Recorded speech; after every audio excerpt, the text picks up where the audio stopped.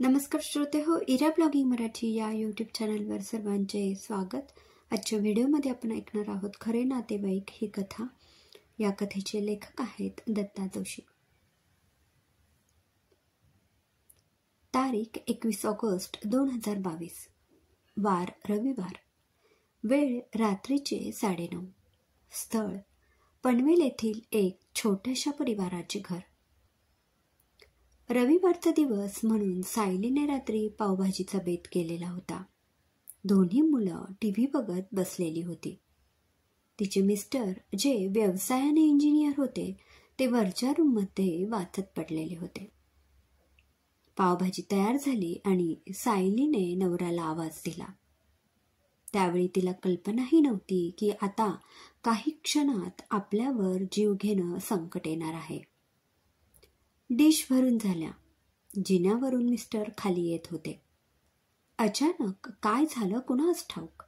वरच्या पायरीवरून त्यांचा पाय घसरला. ते एकदम वरच्या पायरीवरून खाली पडले. पडल्याबरोबर त्यांचं डोकं खालच्या पायरीवर दणकन आदळलं. मोठा आवाज झाला आणि त्यांना रक्ताच्या उलट्या झाल्या.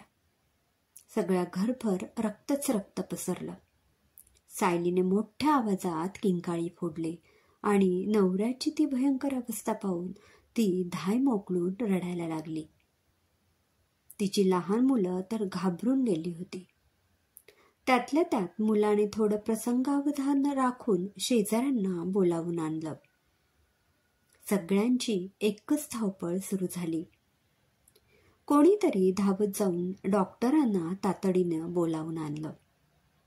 त्यांनी तिच्या नवऱ्याला तपासलं. बाहेरून काहीच जखम झालेली नव्हती. त्यांनी उलट्या थांबाव्या म्हणून इंजेक्शन देऊन तात्पुरता इलाज केला. त्यांच्या उलट्या थांबल्या, पण आता त्यांची नजर अनोळखी झालेली होती आणि ते कोणाशीच काहीही बोलत नव्हते. संपूर्ण रात्र सायलीने जागून काढली. दुसऱ्या दिवशी ती त्यांना घेऊन एका हॉस्पिटलमध्ये गेली. तिथं गेल्यावर तिला समजलं की आपला नवरा सध्या तरी काहीच बोलू शकत नाहीये. डॉक्टरांनी विचारलेल्या प्रश्नांना तो विचित्र आवाजात उत्तर देत होता. जे आवाज नुसतेच आवाज होते. त्या आवाजाला काहीच अर्थ नव्हता. किंबहुना डॉक्टरांचे प्रश्न देखील त्याच्यापर्यंत पोहोचत नव्हते. इतकंच नव्हे तर त्याचा चेहरा कोरा होता. त्यात कोणाचीही ओळख नव्हती. सायली तर हादरूनच गेली. ती आक्रोश करत त्याला विचारत होती, अहो, माझ्याशी काहीतरी बोला ना. तुम्हाला काय होतंय ते तरी सांगा ना. आपली मुलं बघा ना. तुम्ही बोलत नाहीत तर किती भांबवली आहेत. पण तो निर्विकार चेहऱ्याने बघत होता. काय बघत होता, कुठं बघत होता, काहीच समजत नव्हतं. डॉक्टरांनी MRI काढायला सांगितला. रिपोर्ट बघितल्याबरोबर त्यांनी तिला सांगितलं की इतक्यावरून पडल्यामुळे त्यांच्या कवटीला टीच गेलेली आहे. शिवाय मेंदूचा स्मरणशक्ती असणारा भाग पूर्ण दुखावलेला आहे. त्यामुळे त्यांना काहीही आठवत नाही. त्यांच्यावर तातडीने सर्जरी करण्याची गरज आहे आणि या सर्जरीला 1.5 लाख रुपये खर्च येईल. बाहेरच्या जगातली कशाचीच कल्पना नसलेली एक गृहिणी असलेली सायली दुःखाने कोलमडून गेली.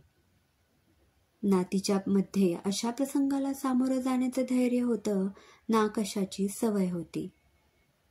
माहेरी तिच्या वडिलांनी तिला फुलासारखं जपलेलं होतं आणि सासरी नवऱ्याने तिला फुलात ठेवलेलं होतं. परिस्थिती माणसाला बरंच काही शिकवते. सायलीने मनाशी निश्चय केला, मुलं तर लहान आहेत. आता मलाच कंबर कसायला हवी. मीच जर धीर सोडला तर सगळं घर क्षणात कोसळून जाईल. 1.5 लाख म्हणजे तसे जास्त पैसे नाहीत. आपण प्रयत्न करू.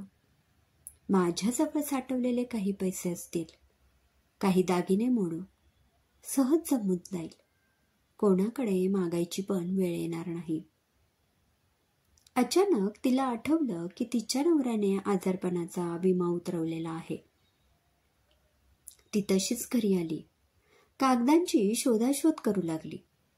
तिच्या नवऱ्याचे काम त्याचे खूप व्यवस्थित होते. विम्याचे कागद लगेच सापडले. तिला एकदम हायसे वाटले. नवऱ्याबद्दलचं प्रेम एकदम दाटून आलं. तिने त्याच्याकडे बघितलं. तो निर्विकार पण कोऱ्या चेहऱ्यानं तिच्याकडे पाहत होता. बस, थोड्याच दिवसांची गोष्ट आहे. आत्ता ऑपरेशन नंतर ते ठीक होतील. आणि तिने डॉक्टरांना ऑपरेशनची डेट फिक्स करायला फोन केला. ठरलेल्या वेळी ती तिच्या नवऱ्याला घेऊन दवाखान्यात गेली. तिथल्या रिसेप्शनिस्टला तिने कागद दाखवले.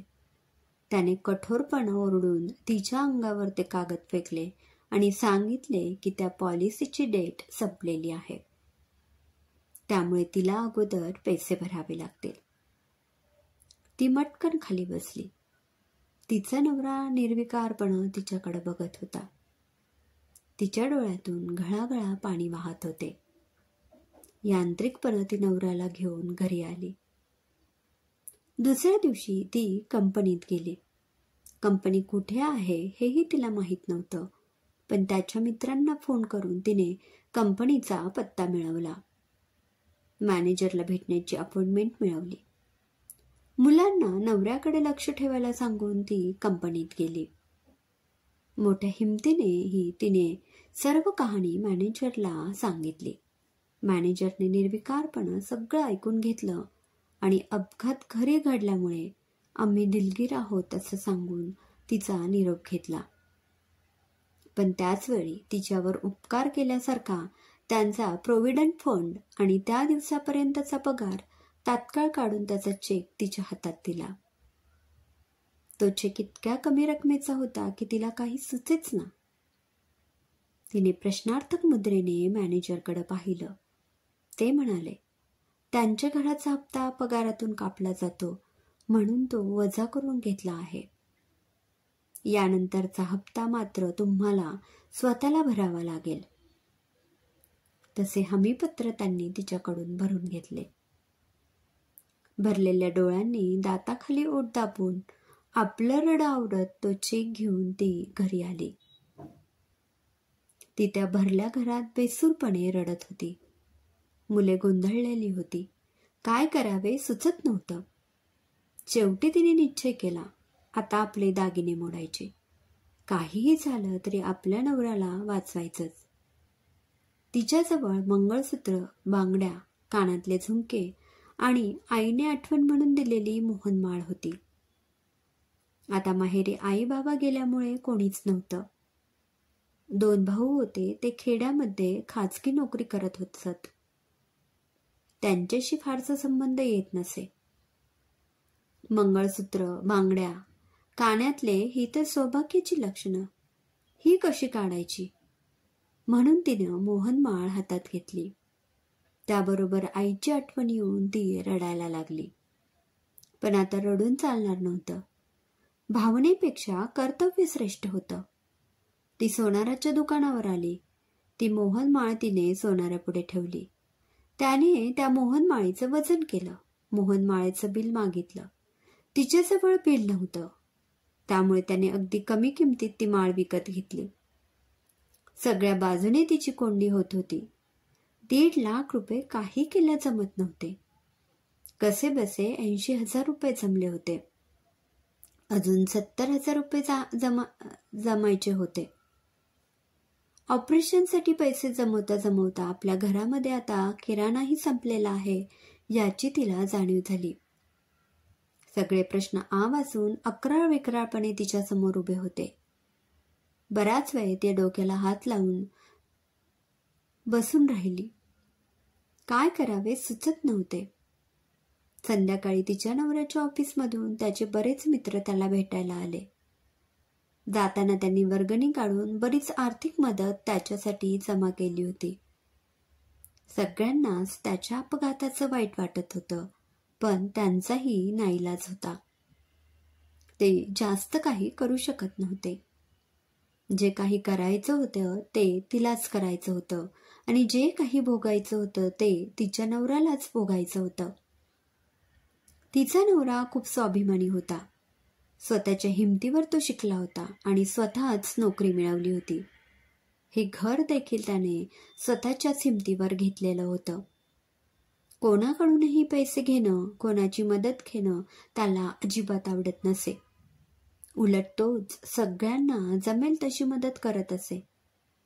मुलांवरही त्याने असेच संस्कार केलेले होते. अचानक तिला आठवलं की आपण आपल्या सासरहून मदत घेऊ शकतो. लगेच तिने आपल्या सासू सासऱ्यांना फोन लावला. त्याच्या अपघाताची बातमी कळताच ते लोक घाबरून गेले.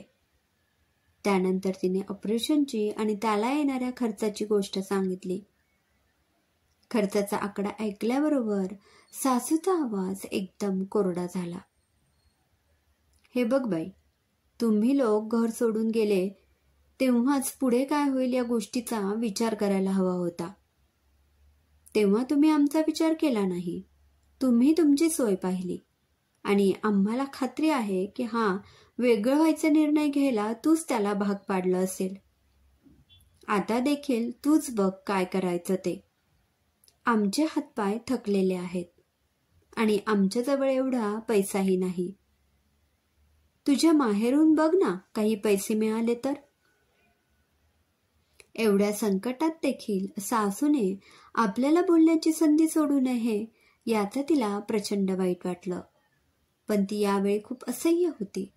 सासूला काही उत्तर द्यावं असेही तिला वाटेना. ती नुसतीच सुन्नपणे बसून राहिली. तिचा नवरा तिच्याकडे निर्विकारपणे बघत बसलेला होता. तिच्या काही मैत्रिणींनी तिला किराणा सामान भरून दिले, पण या छोट्या छोट्या मदतीने आपला खरा प्रश्न सुटेल असं तिला वाटेना. मग तिने वेड्यासारखे आठवतील त्या सगळ्या नातेवाईकांना मदतीसाठी फोन केले, पण कोणीही तिच्या मदतीसाठी हात पुढं केला नाही. इतकंच काय, पण बऱ्याच नातेवाईकांनी ओळखही दाखवली नाही. अखेरचा पर्याय म्हणून तिने गणपती पाण्यात ठेवला. असह्य पण त्याची प्रार्थना करायला सुरुवात केली. पण तो गणपती देखील तिच्या नवऱ्यासारखाच निर्विकारपणे तिची प्रार्थना ऐकत बसला होता. तिची प्रार्थना त्याच्यापर्यंत पोहोचत होती का नाही हे तिला कळत नव्हतं. एकाएकी आपली मुलगी आपल्याला काहीतरी सांगते आहे असं तिला वाटलं. मुलगी म्हणत होती, आई मी आता एक जाहिरात पाहिली. त्यात म्हटलेलं होतं की एक बार दिल की बात बोल के तो देखो. मुलगी काय बोलते आहे हेच तिला समजेना. ती मुलीकडं प्रश्नार्थक नजरेने बघत राहिली. मुलगी म्हणाली, आई आपण एकदा फेसबुकवर आपली परिस्थिती सांगून लोकांना मदतीचं आवाहन करून पाहूया ना. तिने मोडक्या तोडक्या भाषेत तिच्यावर आलेली परिस्थिती लिहिली. झाले, मोबाईल नंबर देऊन मदतीसाठी आवाहन केलं आणि ती पोस्ट फेसबुकवर अपलोड केली. अपलोड करून 10-15 मिनिटच झाले असतील एवढ्यात तिचा फोन वाजला. रात्रीचे 10 वाजून गेले होते. नंबर अनोळखी होता. कदाचित त्या आवाहनाला कोणीतरी प्रतिसाद देत असेल म्हणून तिने फोन उचलला आणि ती फोनवर बोलायला लागली. कोणीतरी अनोळखी व्यक्ती तिच्याशी बोलत होता. त्याचं बोलणं ऐकता ऐकता ती मटकन खाली बसून गेली. क्रमशः. श्रोते हो, कसा वाटला कथेचा पहिला भाग कमेंटमध्ये नक्की कळवा. पुन्हा भेटूया कथेच्या पुढील भागात. धन्यवाद.